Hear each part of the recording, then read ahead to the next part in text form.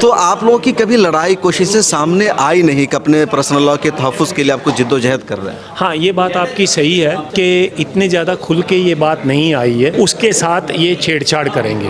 हमको फियर है, हमको डर है। आरएसएस का कोई भी वक्ता पंजाब जाता है वो पहले ऐलान कर देता है पंजाब पहुंचने से पहले ही, सिख अलग धर्म नहीं है, ये हिंदुओं का हिस्सा है। इस मुल्क का संविधान जो है वो हमको सिख भी नहीं मानता। ये जिन मामलों में यूनिफॉर्म सिविल कोड लाना चाहते हैं वो सारे मामलों में भी हमको हिंदू गिना जाता है। मिलत टाइम्स में खुशामदीद। मेरे साथ मौजूद हैं प्रोफेसर जगमोहन सिंह। आप सिख पर्सनल लॉ बोर्ड के कन्वेनर हैं और आज प्रेस क्लब ऑफ इंडिया में जो तारीख़ी प्रेस कॉन्फ्रेंस हुई जिसमें तमाम माइनॉरिटीज़ कम्युनिटी के सरबराहों ने एक साथ आकर के एक स्टेज से कहा है यूनिफॉर्म सिविल कोड काबिल कबूल नहीं है, इसकी मुखालफत की जाएगी। प्रोफेसर जगमोहन सिंह, आप क्यों यूसीसी की मुखालफत कर रहे हैं? हम इसलिए इसकी मुखालफत कर रहे हैं कि इस मुल्क का संविधान जो है वो हमको सिख भी नहीं मानता जी। और ये जिन मामलों में यूनिफॉर्म सिविल कोड लाना चाहते हैं वो सारे मामलों में भी हमको हिंदू गिना जाता है। और जो इस पर्टिकुलर पार्टी का और इससे पहले जो ट्रैक रिकॉर्ड है वो ये है कि वो हमको एक बड़े समुंदर में बसाना चाहते हैं, खा जाना चाहते हैं।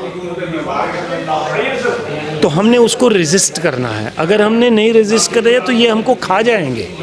ये हमारे ऐसे कामों में हस्तक्षेप कर रहे हैं जहाँ पर इनको बिल्कुल नहीं करना चाहिए। ये गुरु गोविंद सिंह जी के 4 साहिबजादों का वीर बाल दिवस मना रहे हैं। इनका कोई मतलब नहीं है, इनका कोई काम नहीं है कि वो हमारा प्रोफेसर साहब, अब तक ये देखा गया कि मुसलमान अपने पर्सनल लॉ के तहफ़्फ़ुज़ के लिए हमेशा लड़ते हुए नज़र आए हैं। ट्राइबल्स भी कोशिशें करते नज़र आते हैं।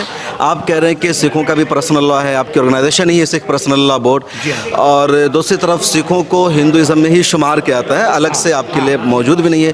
तो आप लोगों की कभी लड़ाई कोशिशें सामने आई नहीं कि अपने पर्सनल लॉ के तहफ़्फ़ुज़ के लिए आपको जिद्दोजहद कर रहे हैं? हाँ, ये बात आपकी सही है कि इतने ज़्यादा खुल के ये बात नहीं आई है।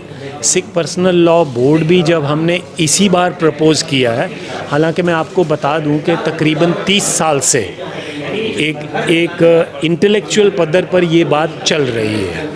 यहाँ पर सेमिनार हुए हैं पंजाब में, लोगों ने किताबें लिखी हैं इस पर कि सिख पर्सनल लॉ होना चाहिए। इसके अपने मसाइल हैं, within the community there are problems. एक आइडेंटिटी भी है, शनाख्त का भी मसला है। पर्सनल लॉ होने की वजह से आपकी शनाख्त सिविल मामलों में हिंदू मत जैसी है।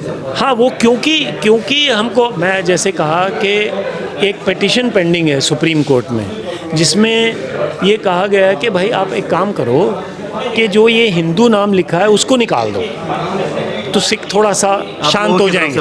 हम पर्सनल लॉ बोर्ड की तरफ से नहीं, कुछ लोगों ने पिटीशन डाले 2012 से, वो पेंडिंग है।